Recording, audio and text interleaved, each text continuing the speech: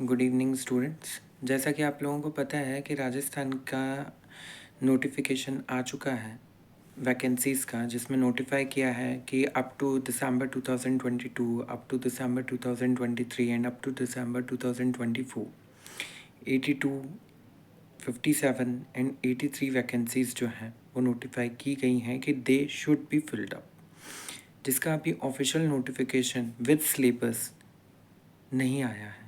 ठीक, but we have to focus on it. जैसे कि लास्टली जब 2021 में लास्ट वैकेंसीज फिलअप हुई थी, उसमें 2020 और 2021 का मर्ज करके साइकिल जो है वो स्टार्ट किया गया था। और उसी तरीके से इस बार भी ऐसा हो सकता है कि अप टू 2022 और 2023 की वैकेंसीज फिल की जाएं।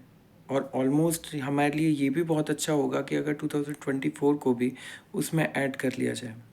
बट नॉनदलेस हमें हमारी प्रिपरेशन स्टार्ट करनी चाहिए और अप टू 140, और अगर हमारे लिए बहुत अच्छा हुआ so it's better for us कि 200 अराउंड पोस्टेज हमारे लिए सिविल जज की आ जाए।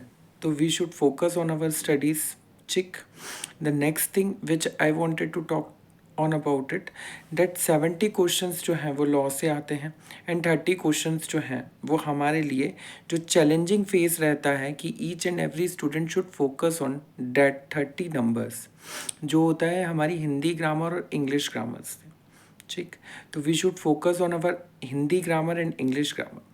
ठीक, so we can qualify in this exam, because most of the times जो लास्टली रिजल्ट्स चाहते हैं प्री के, उसमें यही देखा गया है कि जो बच्चे हिंदी और इंग्लिश ग्रामर को टारगेट कर लेते हैं उनके लिए बहुत बेस्ट पॉसिबल अपॉर्चुनिटी है and they are going to crack this exam and crack this prelims in the first attempt. So should focus on Hindi and English more than law and should compete with it.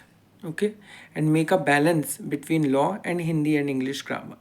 Okay, stay tuned with me. I'll be with you with the next of my videos in which I can discuss in a broad manner what is the going to be the syllabus and how to prepare for it. Thank you so much.